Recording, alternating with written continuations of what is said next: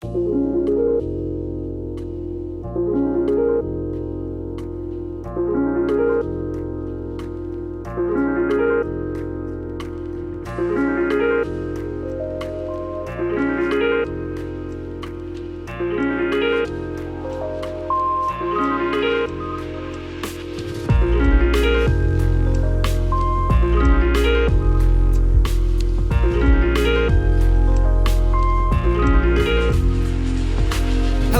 welcome to episode 149 of the Noclip podcast. We're on episode 249 of Shift F1, my Formula One podcast. Is that right? It can't be 200. Is that right? That many? We've been doing that podcast for 10 years. Surely it's not.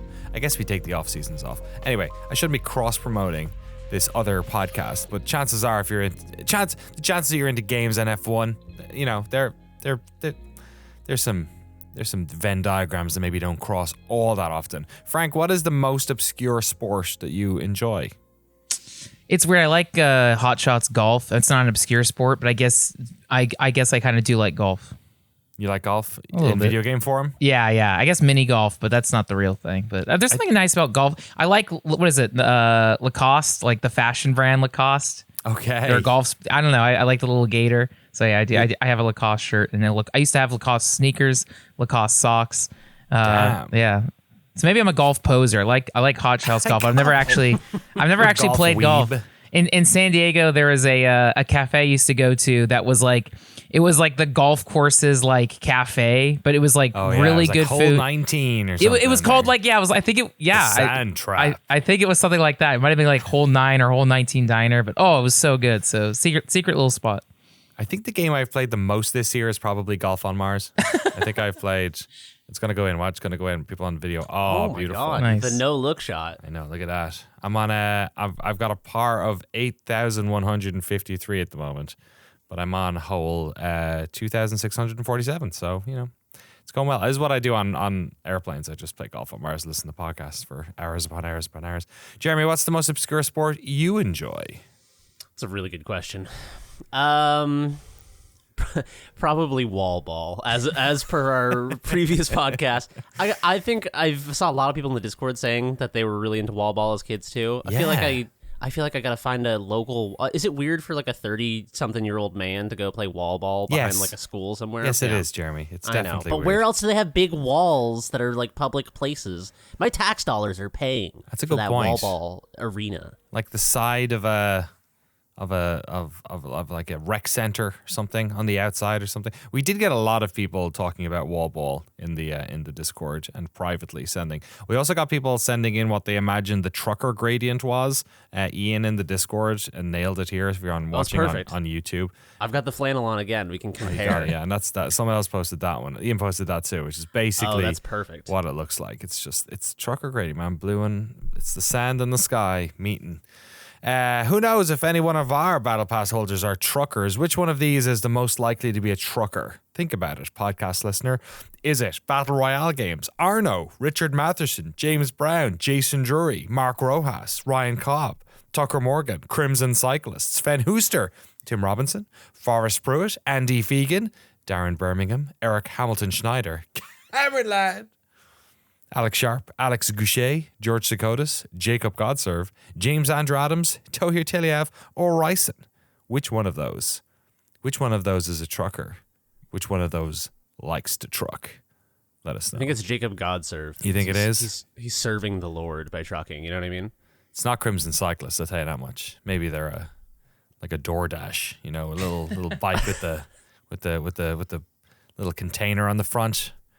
Bringing some pad CU to somebody I want to say Tucker Morgan, but it's because I picture Arthur Morgan from Red Dead Redemption in my head. So I'm like, it sounds like a very like brusque, you know, frontiersman name. That's true. If Arthur Morgan was alive in the 21st century, he would be a trucker.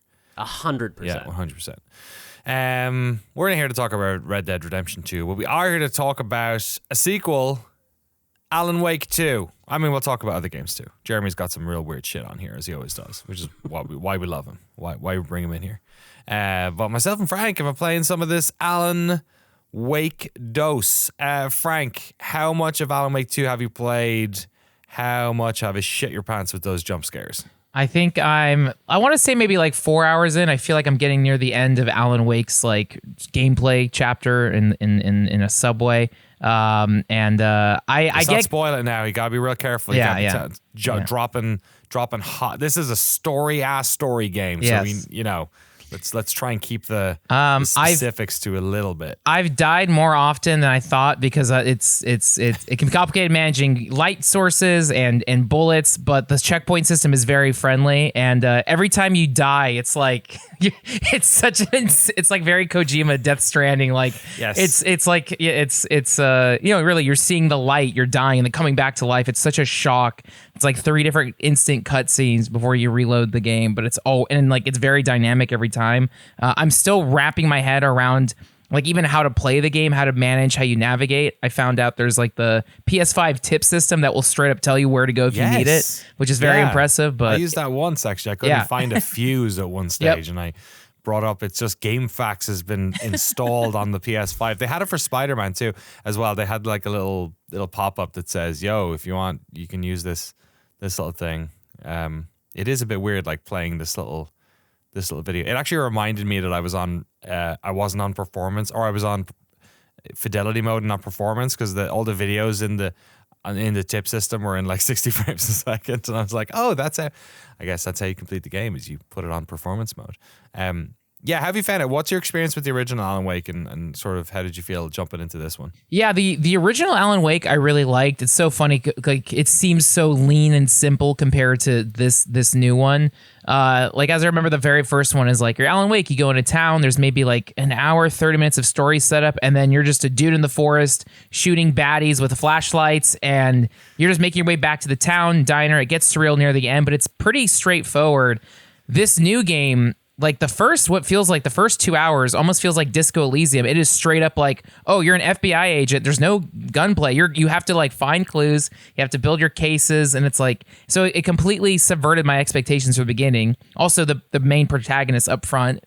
Well, there's a lot, but I feel like after 4 hours, I'm like, okay, I'm starting to get the flow of the game, and I'm sure it's going to keep surprising me.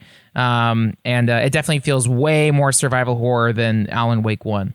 Yeah, totally. Yeah, that first Alan Wake felt more like an action game that you were sort of, it was in a horror setting, whereas this one, dude, the jump scares in this are like, they're kind of mean. They're kind of like if you're the type of person who like can't deal with jump scares, this game might be too intense for you, because like sometimes you'll just be walking around and suddenly just go like blah, like fucking like straight up cuts to something totally different, and has a very loud noise. Very affecting. The mood is great. The production values are insane. Like obviously this is them coming off of Control. They've talked a lot in the past. If you've played any of the modern Remedy games, I guess, you know that there is some sort of convergence between these games. Are they in the actual same universe? Are they just riffing off of each other? There's like Alan Wake references and Control and all this sort of stuff. So there's some interesting things going on there as well. But just the opening couple of hours is really interesting, because there's a whole other game that you're playing. It's like LA Noire almost that you're playing. You play as 2 characters in this game, which has been shown in a lot of the marketing materials. You're playing as Alan Wake, but you're also playing as this FBI agent. What's her name again? She has a very Nordic name. It's like an interesting name. Oh, whatever. I know. Obviously, the Sam Lake is just hanging around with her for a lot of this as well. So it's very, your partner is like basically Sam Lake. And yeah, it's you're doing a lot of like talking to people, investigating scenes, and then she basically enters her like mind palace. Basically, it's her like, you press a button and it goes to a room which they set up as like, oh, this is just her internalizing thoughts, but you're walking around this room as her, and it's basically a room where you have like a case board up on one wall with like the little dots and stuff, and you're taking knowledge that you've learned from your investigations and you're putting them in the right spots. It's like a puzzle. you're putting them in the right spots, and as you do that, it unlocks answers to questions, which then when you go back to the real world kind of changes your objectives. There's a couple of other things in here in this like mind palace. There's you can listen to manuscripts that you found, or the maps for the various levels are in there. It should also be noted that the game does not pause when you go in there, which hasn't reared its head for me yet in any freaky way, but I kind of are anticipating it's going to do that. And then there's a really interesting area in the center table of this room where you are essentially profiling the people you talk to. But the character you play, there's a lot of like what's real, what's not real, what's in the same way Control sort of like exists in this like liminal narrative space, like very Lynchian, like, is this the real? It feels like somewhat dreamlike, the whole thing does, where you're not quite sure where reality is beginning and ending, and you're not quite sure what the rules of the universe kind of are. That's part of the mystery of them, is that the rules seem to be opaque or seem to be sort of like permeable, or that they shift a lot or something like that. But she has the ability to basically do profiling on people she has already talked to, or just like people that are in the world that she can't talk to, like the victim of a crime. And you go in and it does a cutscene of her basically like communicating through some sort of shining or some sort of like ability that she's able to deduce more information. And the other detectives in the real world part are kind of like, wow, how do you figure this stuff out? So she clearly has some sort of like ability or insight or whatever it is. But that's how that all plays out, is inside of this this mind palace. And then you're back to the real world, and like Frank said, there's these investigation parts. You're walking around the town of Bright Falls and talking to people. It's beautifully rendered, like just looks gorgeous, super realistic looking is not the right word, but like, just I don't know, detailed and believable within the universe. The characters are great. The voice acting's solid. There's such mystery. Like you said, the Bright Falls stuff at the start of Alan Wake 1 feels a lot more innocent than the Bright Falls. Like this feels very Silent Hilly or something, doesn't it? Like where you're not quite sure if everyone's on the up and up.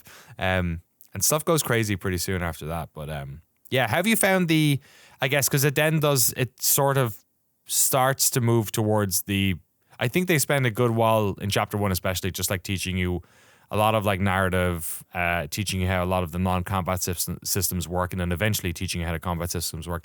But then it does sort of like descend into the more freaky survival horror stuff. How have you found that in terms of how like scary it is?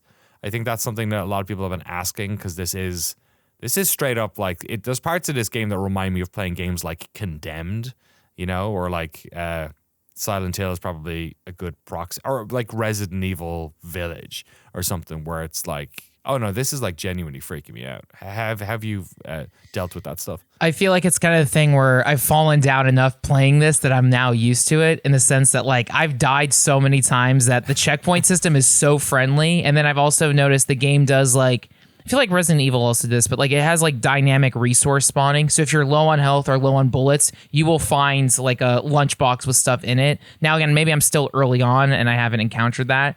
But like something I've also kind of noticed is there's the enemies in this game, just like Alan Wake 1, but there's like shadow entities, and there's times in the game where you're clearly outnumbered and you're not meant to fight them. Right. And if anything, you're encouraged to run away. Like there's like, I forget what they call them, safe havens or something, but there's rooms where you can go into the light and they can't hurt you. And those are kind of like your safe spots. Or even like a street lamp. Yes. You know what I mean? That's like shining straight down, and they can't go in there. It's like light works as dark for them, so they can't see you in the light.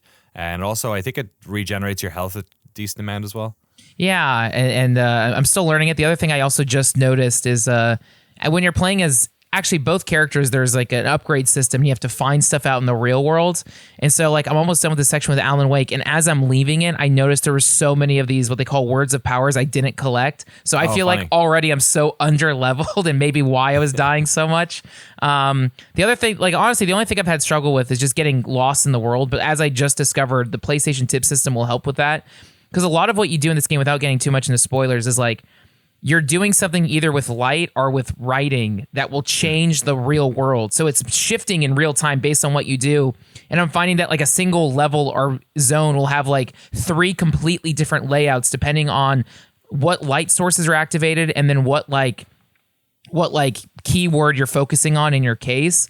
So there were times where I'd be running around in circles and then like, oh wait, let me try this one. Let me run around. Let me try this one. But when you are running around, you are finding tons of story drops. There's like, again, especially in all these Remedy games, there's like fake TV shows, fake commercials, fake radios, news clippings, so many like Easter eggs on the walls and things like that, that like, I don't mind running around and learning the maps and layouts because I'm constantly discovering things. And I'm sure I don't know if this game has New Game Plus, but if I do a new playthrough, I'll already see so many things I missed or see how the mystery falls together. But yeah, the craziest thing is that I forget what the button is on the PlayStation, but you hit the touchpad and you instantly zap to your Mind Palace. And even in there, depending on what you dig into your case, you pin something to the board, and then that unlocks something in the real world. So like, there's so many different buttons in this game to press to allow progression that I found myself getting lost compared to how linear it seemed Alan Wake 1 was. Alan Wake seemed so straightforward, like hit this button to raise a log and you can push forward. Whereas Alan Wake 2, it's like, I don't know, it's very complex, but not in a bad way. It's keeping me very engaged. Yeah, it feels like the early game, sort of like you learning the vowels of this world, which is really cool. That like one of the things I think coming off of Spider-Man 2 as well, which I've been enjoying, but feels like quite a known quantity to me. Like I was anticipating what this game might be like, and yeah, it's that game. It feels like that. Whereas Alan Wake 2 feels like I don't know a game I've played that plays like this. Like it's a very idiosyncratic game, and I think that's really cool. But also, you do need to like snap out of your 30s gamer like autopilot a bit, where you're just like, oh, I'll find the thing, and you go, oh wait, no, actually, what am I supposed to be looking for? And then you realize, oh, I needed to do something in my Mind Palace to get the world around me to react in a way, or to like do the next thing, which can be, I think, early on in the game is probably. I imagine that a couple more chapters into this, I will be like, maybe I'm already there, where I kind of now know how the game wants to be played, right? Which is a big part of it. But I've never gotten like stuck to the point where I was like super frustrated.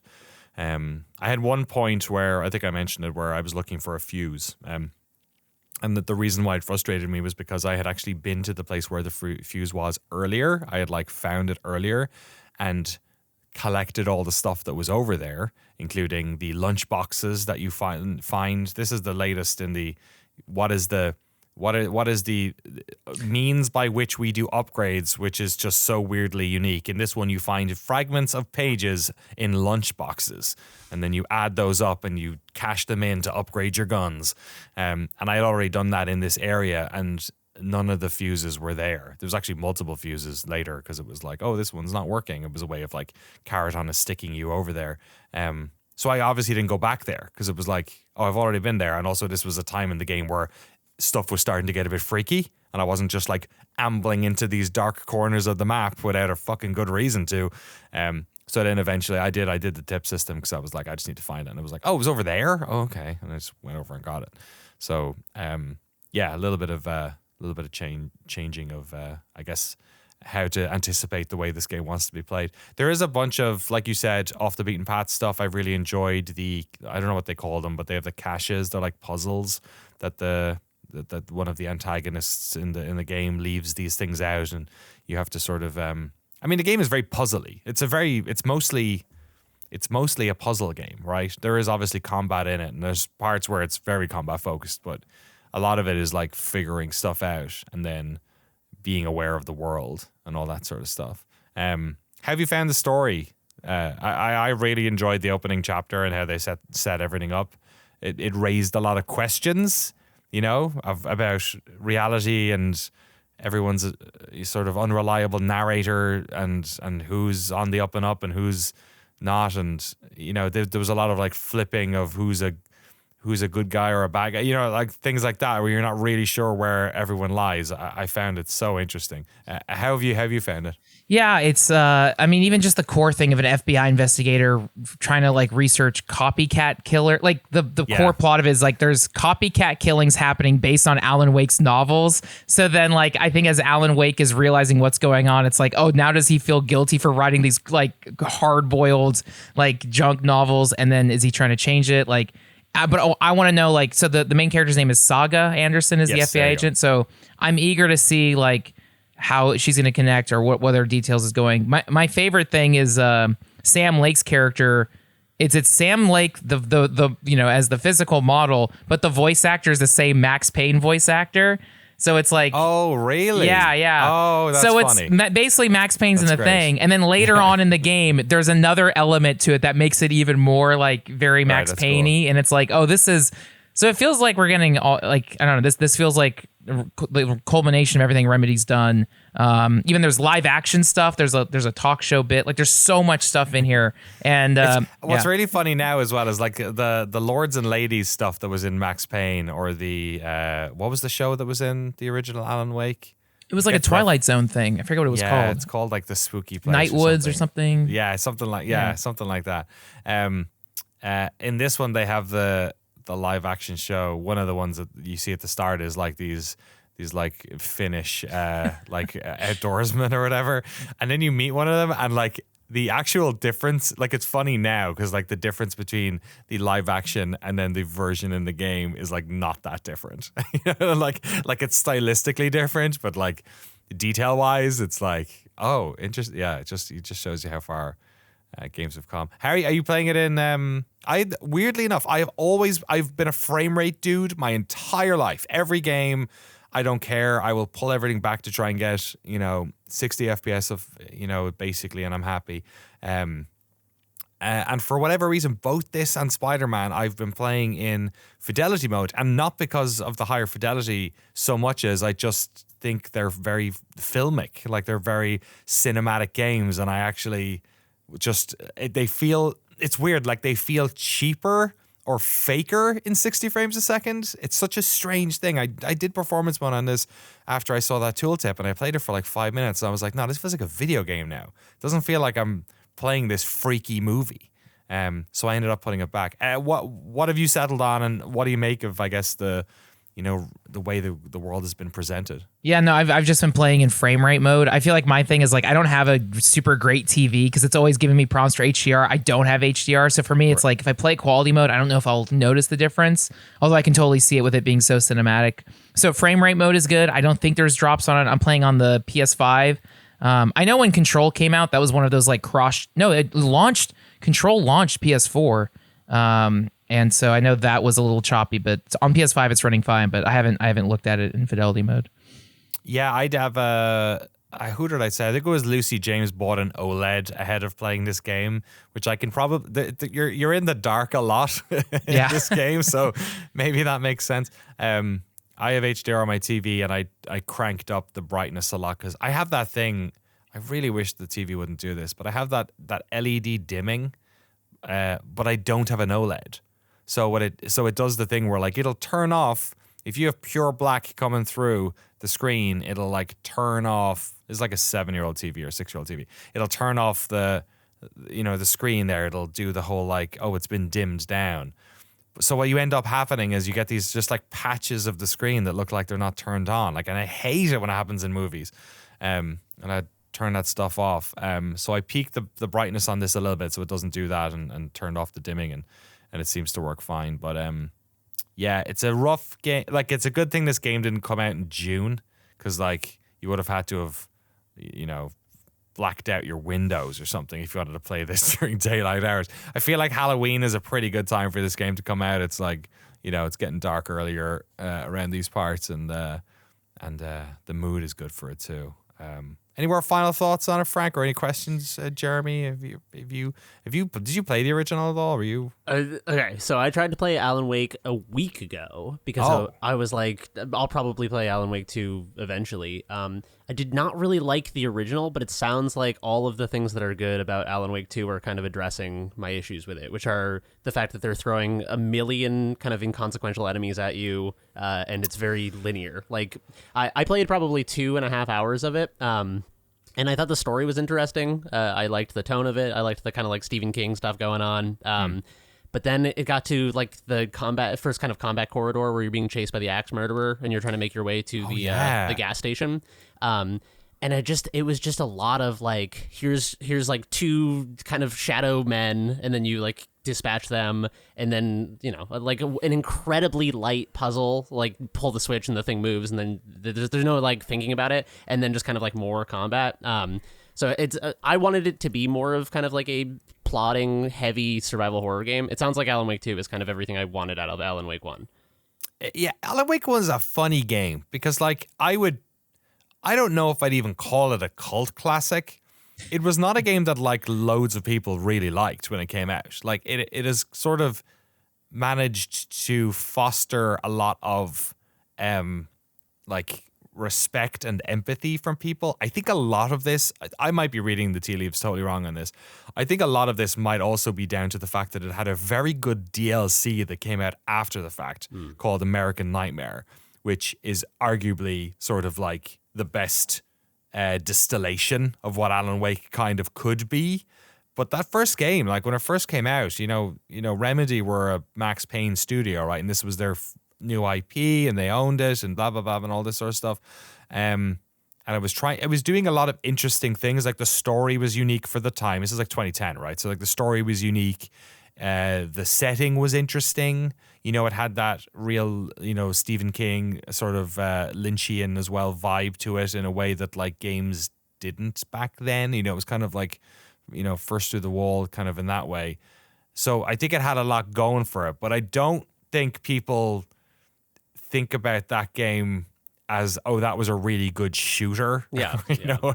So I don't know if I'd want to go back and play it. Like that, you make a really good point. Like that I don't know if that game is all the hotness. Yeah. It kind of makes the excitement for Alan Wake 2 even like just a genius of, I guess people just really like Remedy games now, you know, more than they're excited for the next chapter in Alan Wake's story or whatever. Yeah, it's like I really wanted it to, because the first hour or so you're going into town and you like go into the diner and you're just like walking around talking to people, and like that part I loved. Like I was like, oh wow, this is like a game I slept on for 12 years that I think is one of my new favorites.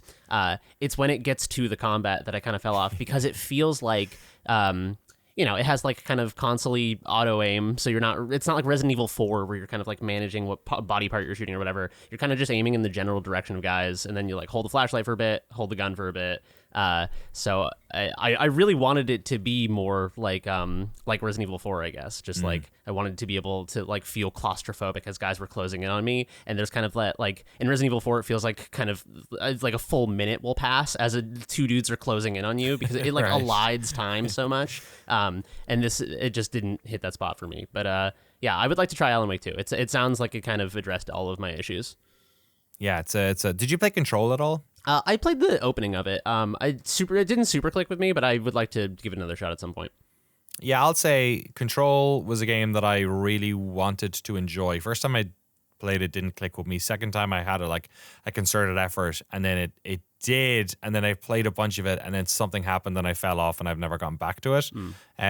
So I think this game has its hooks into me more than Control did. I really like a lot about Control. I don't know what part of it is the part that made me like, weirdly I think maybe it was the combat where I just wanted to explore more of the world and have more of that mystery. I just love the world they produced, like the whole idea of the Federal Bureau of Control and all the insane things that they're protecting. Like it was such a. Now that I think about it, I think I played a lot more of that game than I think I might have gotten like 3/4 of the way through that game and then gone on holiday or something. Like I need to go back and play that game. But for whatever reason, Alan Wake 2 is definitely like, I don't know, it's got its it's presented a lot of interesting questions. I mean, Control is a game where you're largely on your own, so there's only so many sort of, and the nature of the protagonist is fairly, opaque for a long part of that. And, so I don't know. In a way, like, especially since after you go to the town at the start of Alan Wake 2, I feel like you get a really good, there's like 4 or 5 characters. I'm just like, what the fuck is their deal? Like, what's going on there? So yeah, I think if you're interested in that stuff, Jeremy, this might be up your alley. It's done insanely well review wise. Like, people were head over heels over this thing. Just another stick it on the wall with the rest of 2023. What happened this year? It's like, there's a lot of great goddamn video games came out. We're gonna have to play some of these for Game of the Year. That's what I'm hearing. That's what I'm thinking. Yeah, does this feel like a Game of the Year contender for you guys? I mean, it seems like that is the consensus. If we do it like we did last year, which is that we got it down to 10. Yeah. Did we have a sneaky 11th? I think we might have. I feel like we had like 12. I feel like there was something that... Yeah. Was it 12? I feel like it was a lot. The top 12. Super sneaky 12, extra sneaky 12, and then we gave them all their own awards, right? Yeah. Like, I think this is probably dead set to get in the top 10 for sure. Cool. Yeah, I don't know. It has that feeling to it. Like, this is so tight. It just depends how many of these like awesome indies that we've been playing over the past year that we just need to get in there. But do you want to take a little? We're going to talk about some awesome indies in a second. Do you want to take a moment to just have a look at 2023 and just some of the games that came out? Yeah. Just can maybe do a little litmus test for how we feel about it. Yeah. So Resi 4 is there, right? Yeah. Remake. Tears of the Kingdom, of course. I did all 3 of us bounce off Tears of the Kingdom? Yes. I mean, Yes. I'm sure I it's was good, not. but yeah. I feel the same way. I feel like there is a good game there, and I have big problems with Tears of the Kingdom, but I always hate to like I feel like I need to give a wide berth to critiquing a game that people are loving, because the last thing I ever want to do is like yuck somebody's yum. Like I would have loved to enjoy Tears of the Kingdom. Me too. But it'll be interesting to see if it's on this list. I was gonna say, it kind of feels like playing Half-Life 2 with like the Gmod gun, where it's like I don't like the extra building stuff. Like, let me just play the game. Like Yeah, that's fairly accurate. Me too. Because the building stuff got in the way for me too. Yeah. Which is like the whole point of the game, and also like where a lot of the interesting design is, but I just didn't give a shit. I just wanted to explore. It felt like they finally let me build, and it to me it was like, oh, it's going to be like this seamlessly integrated thing into the gameplay that I'm using all of the time. But instead, it ended up like I built a car and was like, oh, that's cool, and then I kind of just forgot about it until the game like shoved it back in my face. You know what I mean? Right. Yeah. Like it didn't feel like I was constantly like building was the obvious solution for a lot of things until I would hit a puzzle and I'd be like, oh, I have to like build a hot air balloon. All right, I need to get through this list, or if we do this, we're going to end up accidentally recording our Game of the Year podcast right now. Starfield also came out. Diablo 4, Spider-Man 2, Dead Space. Man, a lot of remakes and sequels. Pikmin 4, Jedi Survivor, Street Fighter 6. Forgot about that. Assassin's Creed Mirage, Hogwarts Legacy, Armored Core 4 came out this year. Baldur's Gate 3, of course, is a big one. I still haven't played Sea of Stars. I need to jump into that. Jeremy, did you complete it? No, I haven't played it since I played the first 3 hours. There's been a lot of games. It's like There's been a lot of games. I think it's really good. I don't know. I got strong like 8 something out of 10 vibes from it. So I don't. Cool. It probably will not be on my Game of the Year list unless I go back and play it and it like blows me out of the water. But I have heard a lot of people say it gets really good. Dead Island 2 came out as well. Super Mario Bros. Wonder. Still haven't touched that either. Same. Too many games. Forspoken. I don't think that's making our top 10. Octopath Traveler 2. That feels like a Jeremy game. Did you play that? I have not played it yet. I have not played the original one either, but I've heard the second one's very good. Long Fallen Dynasty hasn't come out yet, right? No, that came out, but it was like it was pretty hard. It was the thing where it didn't convince me I need to spend my time playing it. It was just like, oh really? It was brutal. It did come out. Yeah. March. Okay, there you go. Dredge came out this year. How about that? Now we're talking. We got some indies here. Let me see if there's any more indies on this one. Hi-Fi Rush. That's not exactly an indie. It's made by a Microsoft-owned studio now. What else we got? Persona 5 Tactica, Alan Wake 2, Redfall came out this year, Forza Motorsport, Ticha. Did that come out this year? I guess it did. I have a feeling that this little Wikipedia list here is not going to appropriately sort of explain the games that we play. Two to recommend is Bomb Rush Cyberpunk, which I still need to beat, but that legitimately is Jet Set 3, so that's like that soundtrack's great. And then Mortal Kombat 1 I really like. Like, oh yeah. I mean they always kill it, but it's good. It's good. Going through I just brought up the Noclip podcast page just to see some of these. Lies of P, big fan of Lies of P. Still got to keep playing through Lies of P. Blasphemous 2 is definitely in my top 5. Yeah. That game was just an absolute blast. Counter-Strike 2 came out this year as well, of course. We're talking about Mosalina a couple of times. Jeremy brought that up. Yeah. Dave the Diver came out this year as well.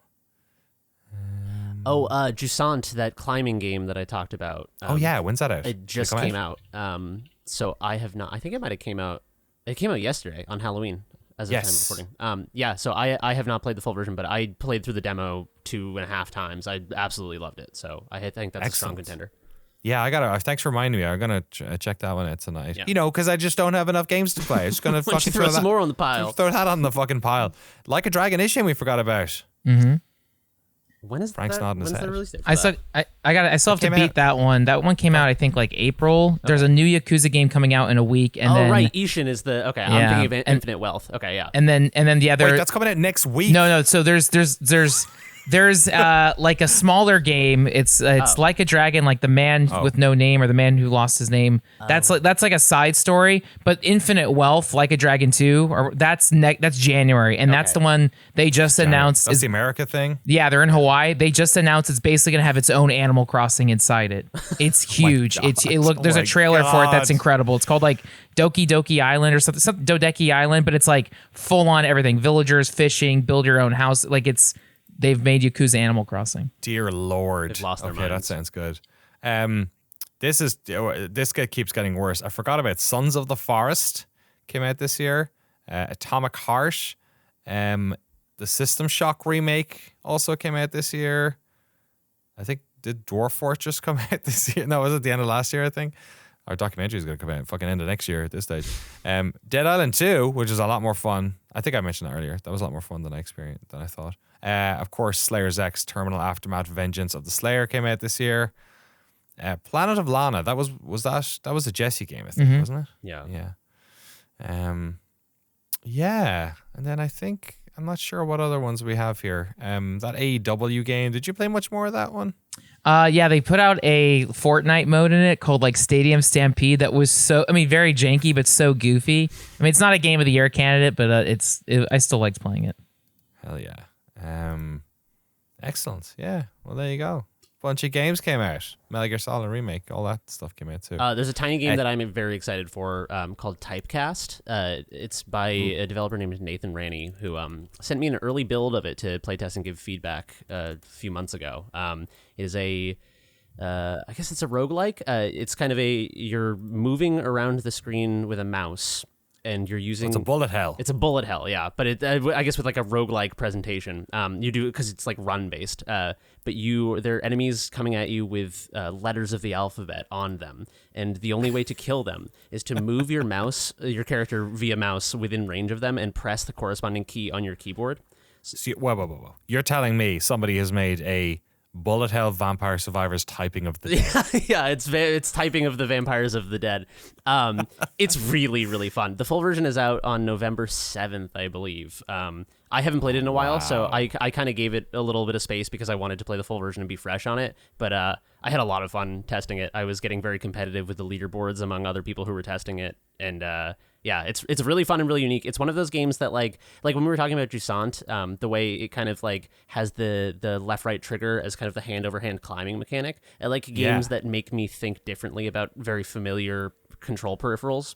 And so having like your knowledge of keys on the keyboard is tested in a way that it's not when you're just typing, because you're like, oh my god, there's like W guys closing in on me, but there's like Q guys nearby, and it's just like, yeah, it's interesting. The way it turns your keyboard into like a proper controller in an interesting way feels very unique and cool. That's neat. Typecast, all caps. It's on Steam. You can add it to your wish list now. Go check it out. I also forgot about Terra Neil, which was that game Free Lives put out that I absolutely adored. Came out in March of last year. A lot of these games you can check out our us checking them out over on Noclip Crew. Lots of cool stuff. We're going to talk about a lot of those. December, we're going to have our Game of the Year podcast going up, so make sure you check those out. Jeremy, can we talk about all these modern games? Let's go back to a more innocent time. 2004, the Iraq War is just kicking off. Innocent time. We're having a great time. Back in the day when FromSoftware were making game nobody gave a fuck about. Kuon, tell us about it, my brother. Yes. PlayStation 2, what's going on? April Fool's Day came out, apparently. So this is an old FromSoft game, 2004. This is a survival horror game, very kind of like heavy and slow and plotting and oppressive and like all of the things that I love out of survival horror. I've heard it's like you're reading out your OK Cupid profile right here. like long plodding walks on the beach. The beach. Oppressive walks on the down the boulevard. Kuon is a game that I've heard about a million times. However, I have never had anyone come to me and be like, "You have to play Kuon." Okay. It's always kind of touted to me as a novelty. Like it's like, oh, FromSoft, the Souls people, they made a weird survival horror game back in 2004. Alternatively, I've heard about it because it is I think it's the single rarest American PS2 game, the English version. Oh wow! It's worth like $1,000. Oh my god! So I don't think it was heavily marketed in the West, or I don't think they pushed for it. I feel like 2004, almost 20 years ago. If I had to speculate on why, I think this is an incredibly Japanese game. It takes place in the Heian period, which is between 794. I wrote this down. 794 to 1185. I can't read my own handwriting. Something like that in Japan. Good period. It's a good Heian good period. Edo period, second best. Top 5 Japanese periods. Exactly. So I feel like I could see a bunch of like C-level executive suites being like, people in America they don't care about like kimonos and swords. I don't know. It had to be something like that because this game is actually like, this is a proper good ass survival horror game. I expected to like it, but I played the first half of it last night, and I absolutely loved it. Like, it's probably the best survival horror, excluding Signalis, because it's like a more contemporary game and kind of feels separate. This is my favorite survival horror game I've played since Silent Hill 2. Oh man, it's really, really good. So it is it also kind of scratches that itch of when we were talking about Devotion by Red Candle Games, the Taiwanese developer. Yes. That was a game that did a lot of like religious horror, but because it was through a Taiwanese lens, they were talking a lot about like Buddhist tropes. And so it was taking this kind of thing that, people in the West especially see as like this thing that's very like pure and nice and like good vibes and like, oh yeah, they're like meditating and like chilling and like monks and shit. They're like nice. and it thrusts you into a Buddhist temple full of unspeakable horror. And there's something very good about that. Like, I mean, the equivalent is kind of like, in like the Western equivalent is kind of like, what's the Midnight Mass? Is that the name of the show? With the where it's like there's a lot of Christianity, like Catholicism themes. But yes. Have you watched that? Yeah, it's really good. Oh my god, it's really good. What a show! Yeah. Have you seen that, Frank? Oh my god, Frank, you'd love that. It's right up your alley. That like second last episode is just the most like they're just jaw building was on to the it floor. for the entire. Oh my god, yes! Shout out to Ral Coley for his awesome portrayal as well. Yeah, sorry. Anyway, I just want to rewatch Midnight Mass. It's really good. But I really like that particular subversion of like religious horror. I think it's a really interesting, it's kind of like a chocolate and peanut butter thing where the two of them transcend the individual components. Yes. So you're the daughter of a Buddhist priest, I believe, going after your father who's gone to this temple to like investigate things gone awry. And when you arrive, in proper survival horror, shit is all fucked up. So Joseph. So it's like, I mostly, it's interesting. A lot of these old survival horror games, like when I played Silent Hill 1 and 2 for the first time in the last couple of years, was surprised how much the gameplay of them is like so dirt simple. Like if I was prototyping Silent Hill 1 by myself in a room and I was playing it, I'd be like, I don't know if people are gonna like this. Because they're so atmosphere driven. Like so much of the fun of those games is the art and the atmosphere and like walking into a room and the walls are all moldy and there's like a pool of blood on the floor, and it's kind of like it kind of plays out in your mind almost more than the game. Like the game is almost like aesthetically setting the stage for you to have an experience internally in these worlds. Dude. What one of this is either a Noclip thing that's either public or private or another thing. I can't remember, but we were doing a doc recently where somebody was saying the same thing, where like there are some games you work on that like you can prototype and they're fun, and then this one that they were working on, until they put the graphics in, they were like, I don't fucking know. Oh, it was the Burger King one. It was the Burger King. They were talking about sneaking because in sneaking the mechanics are so incredibly simple, and the fun of it is kind of like the art style and the like people's weird like surreal uncanny animation and yeah, you're right. Yeah, whereas like he was like, I don't know, this is boring as shit, but like you put in those animations of the king being a big weirdo, and suddenly it works. No, totally. Yeah. It is a bizarre thing about some of my favorite games of all time that are because arguably you could say I was thinking a lot about Alan Wake 1 while I was playing Kuon, because like Kuon's mechanics I don't especially love. Like they're kind of clunky and cumbersome. It's also a fixed camera survival horror. It's from that era. Oh, cool. Which is I will talk more about that because it's one of the best things about the game. But you know, it's like sometimes it's like a little yokai runs up to you and you're like swinging your little tiny sword at him and you're like, I don't know if I'm gonna like hit him, and like I don't know, like I can't stun lock him, and sometimes he like breaks through my like sword attack. Like it feels you're like rotating to see if you're pointing the right direction to get him. Okay, yeah. And so I was like self-interrogating, and I was like, if my main complaint with Alan Wake 1 was it's like a mechanical dimension of it, that I wasn't like having fun with it mechanically, why do I love Kuon so much if I kind of have the same gripe with it, that it's like it doesn't handle incredibly well. Go ahead. It reminds me of like I was thinking about this when you just mentioned Signalis as well, where like making these games must feel like when you're like setting up a haunted house, but you have all the lights turned on. You know where all the guys are and all like hiding and stuff. Yeah. Well, you have to have the lights on to like do everything. Yeah. You know, to put the spooky things in the corner, you need to be able to see.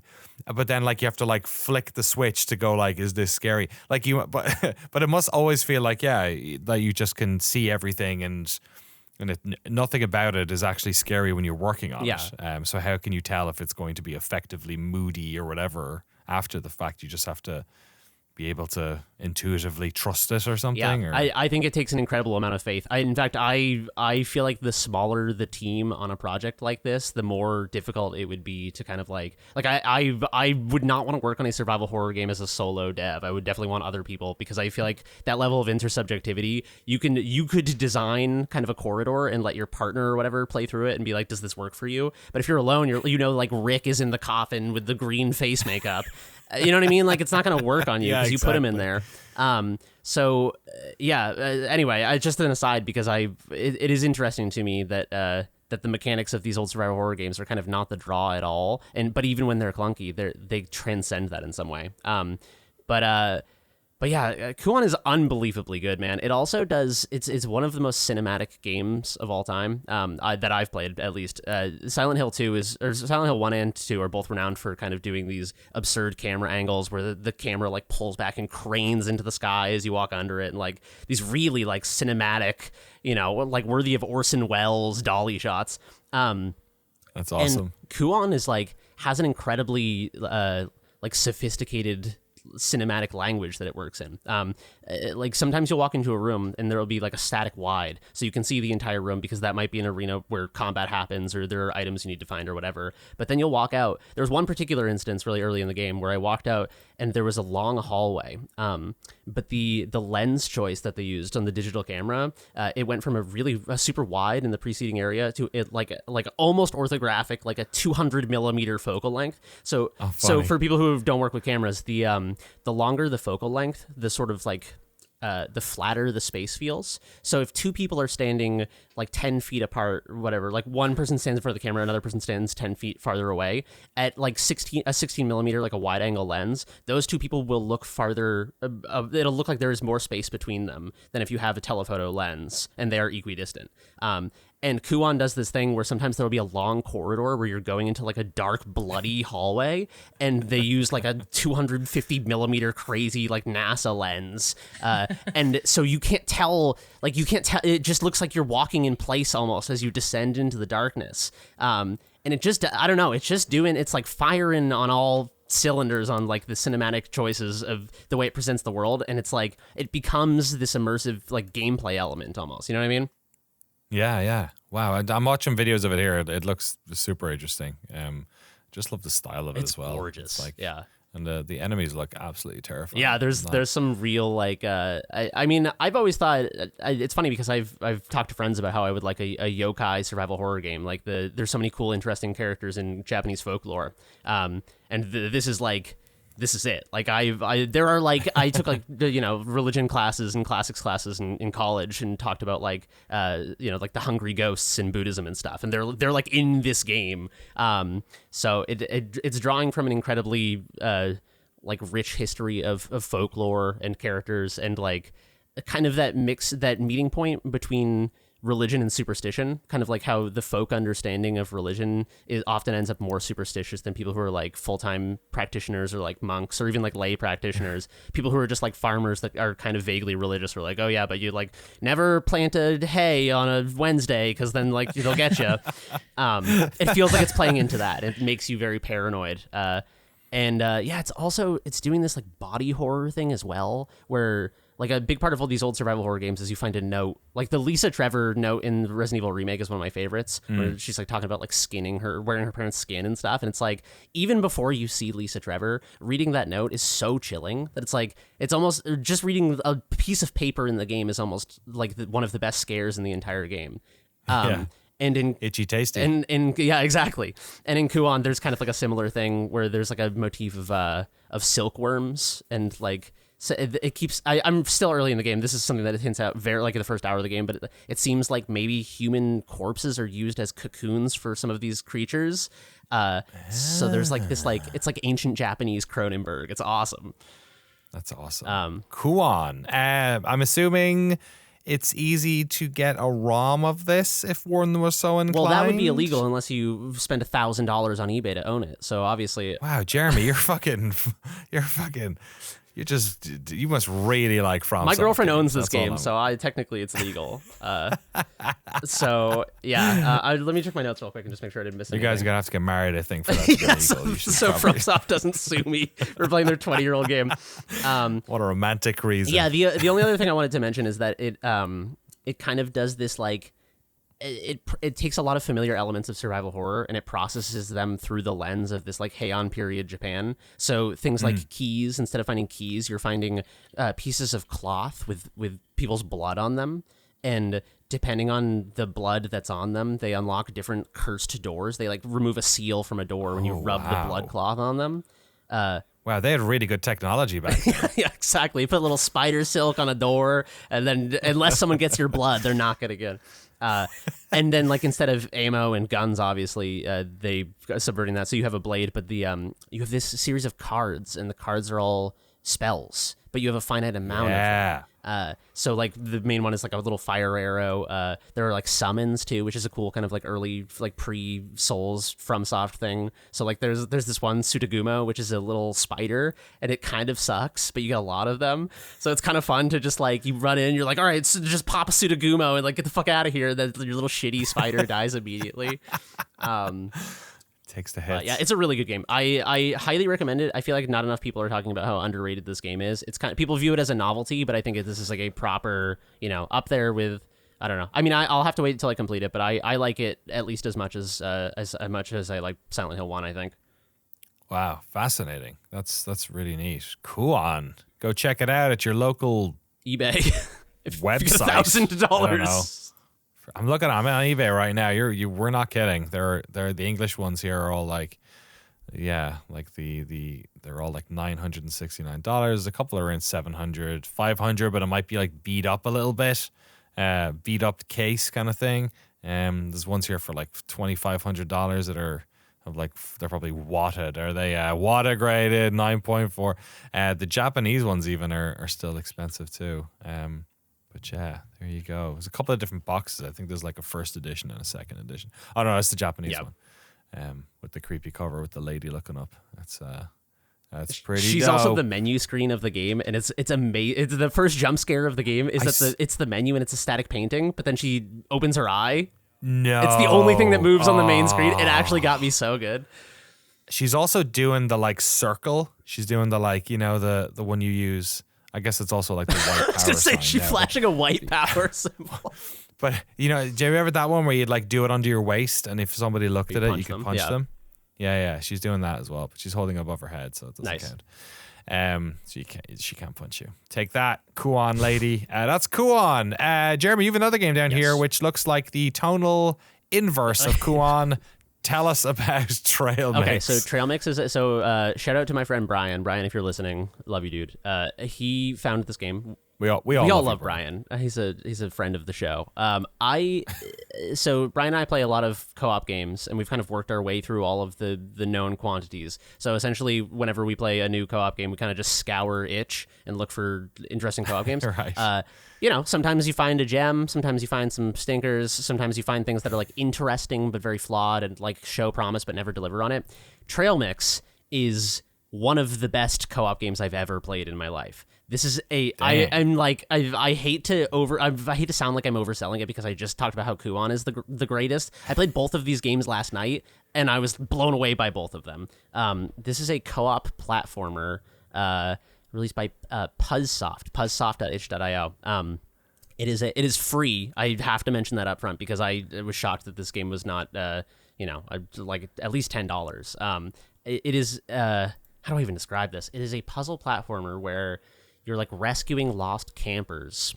And when you find a camper, they're like a little person like you grab them and your character sprite is holding on to them. So it becomes like a weird human centipede thing where like you're walking, but you're holding one of them and they're kind of like walking with their hands. And then you get another one and they're kind of like holding on to them and they're walking.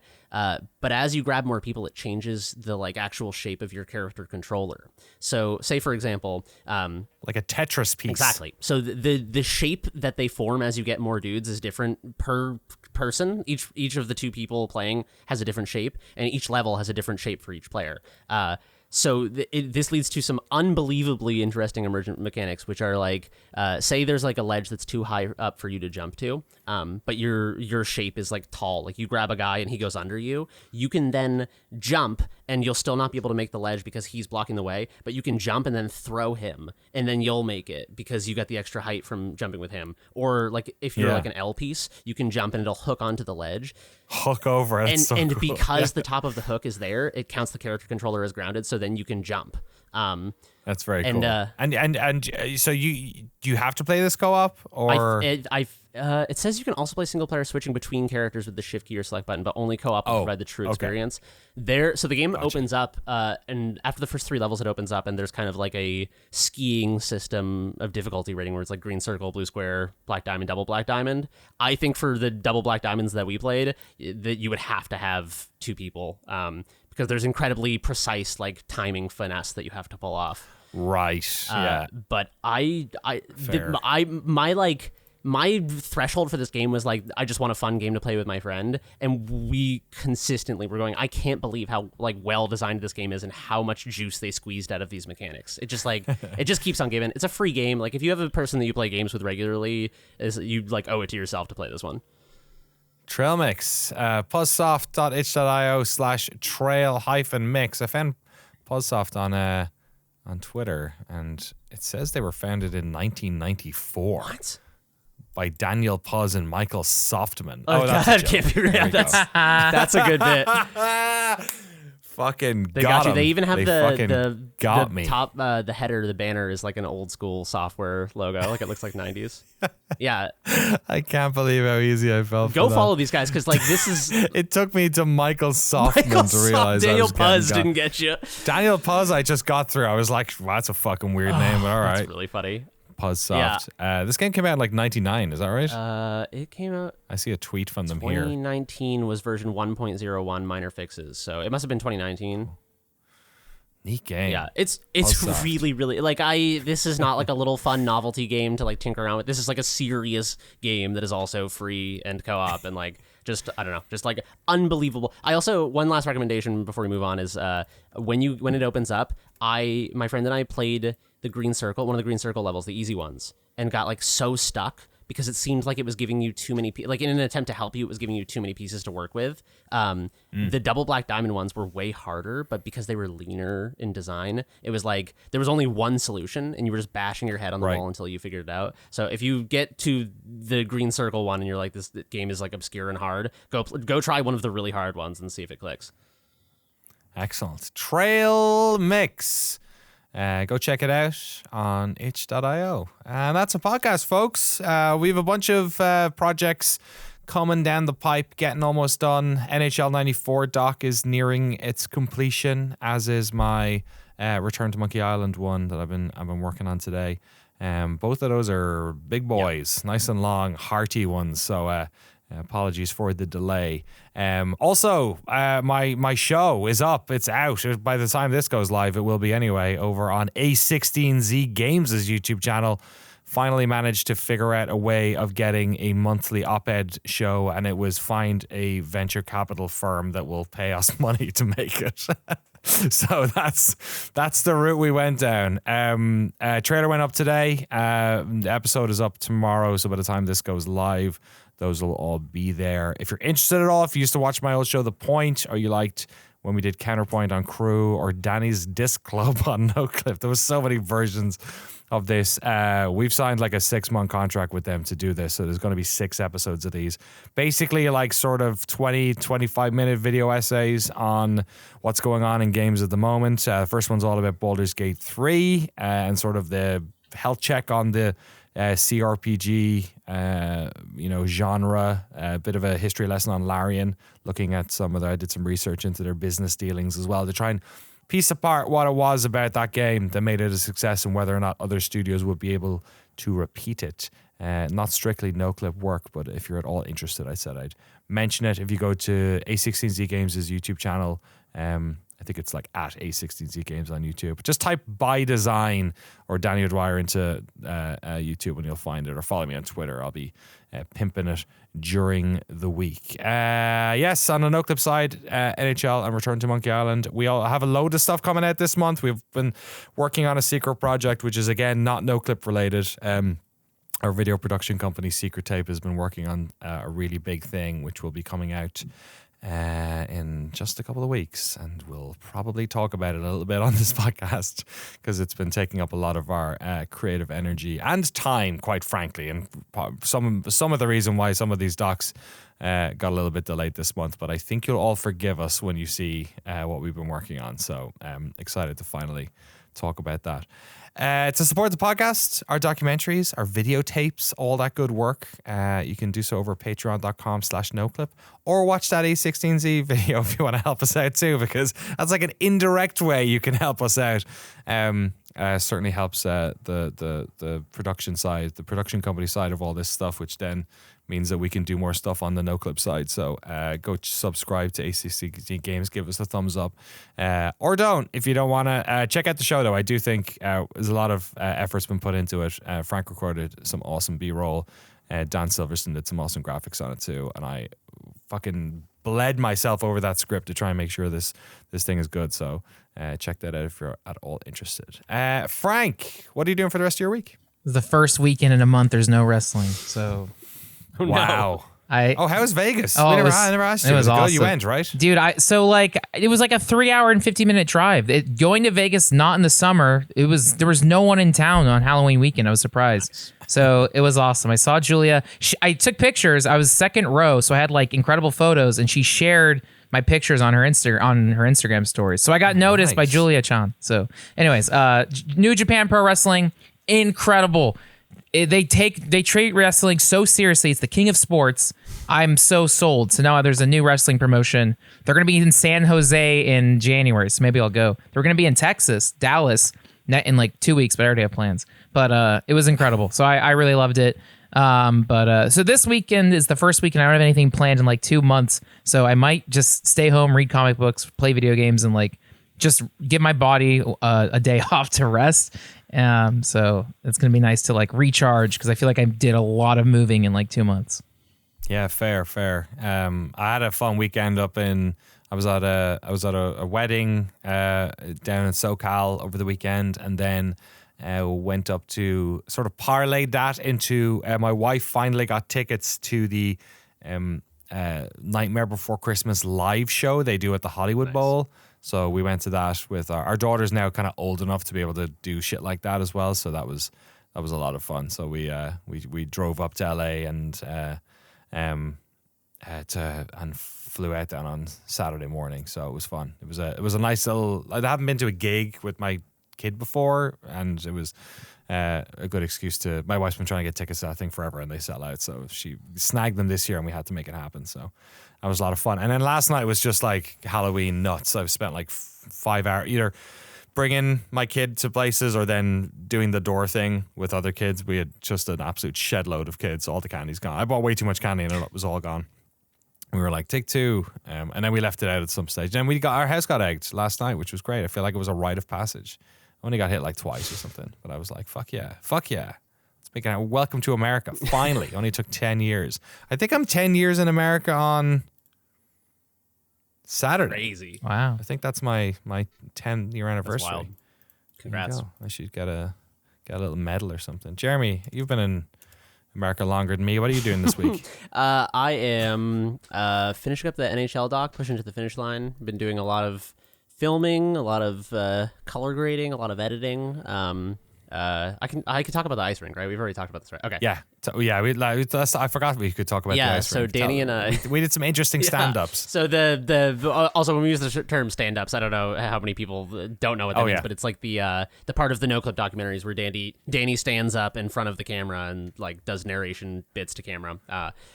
To camera parts or whatever. It's just an easier way of saying that, I guess. Stand-up comedy. Danny rented out the ice rink in Santa Rosa for an hour. So we had like an NHL-sized hockey arena to ourselves for an hour. And to his credit, I grew up in New England. I grew up on the ice. This man grew up in Ireland in the peat bogs, and he only fell on his ass like 2 or 3 times. I was very proud. Twice. And you only caught it once. It's on camera. Really appreciate. So it's the only canonical fall. So that doc is coming together really cool. A lot of work and thought has gone into it, and I think it's really interesting. We talked about it on the last podcast or maybe the one before, but I think it'll be really interesting to people who even don't care about NHL, don't care about sports, don't care about sports games. Like, I am among those people, and I think this is one of the most interesting docs we've ever done. So, I'm very excited about that. So finishing up in the next couple days. Excellent. I'm excited too. And the return one is great. I'm doing a pass through at the moment on it on edits. I have 2 pages of edits so far, so I'm going to keep chopping away at that. So loads coming from Noclip side. Put up some stuff on the archive as well. There's a bunch more coming up next week. Got a bit slow there for a while because I was basically out of town for a lot of last month filming both Noclip stuff and non-Noclip stuff.